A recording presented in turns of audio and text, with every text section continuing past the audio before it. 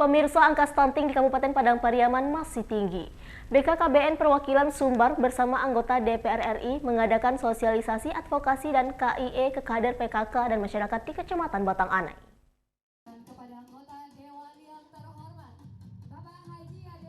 Untuk menurunkan angka stunting di sejumlah daerah Sumatera Barat, termasuk Kabupaten Padang Pariaman, perlu intervensi dari pemerintah pusat. Pasalnya, angka stunting di Sumatera Barat, termasuk Padang Pariaman, masih tinggi berkisaran 25%. BKKBN Perwakilan Sumbar bersama anggota DPR RI, Ade Reski Pratama, dalam sosialisasi advokasi dan KIE ke kader PKK dan masyarakat di Kecamatan Batang Anai, mengatakan bahwa dibandingkan pada tahun lalu, untuk Padang Pariaman sudah mengalami penurunan dari 28 menjadi 25%, tapi 25% itu masih tinggi.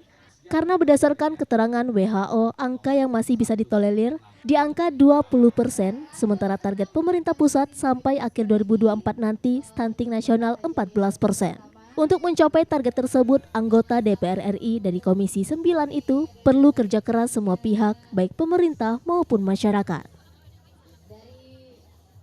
Kabupaten Padang Pariaman ini masih berada di sekitar 25%. Memang ada penurunan sejak tahun sebelumnya, di tahun 2022 sebanyak 3%.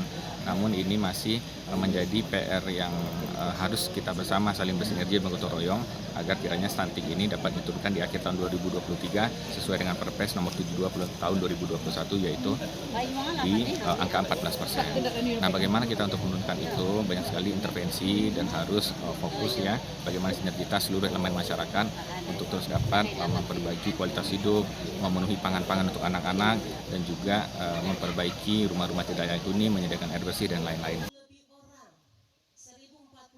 Dari Padang Pariaman, Eka Gus Priadi, iNews melaporkan.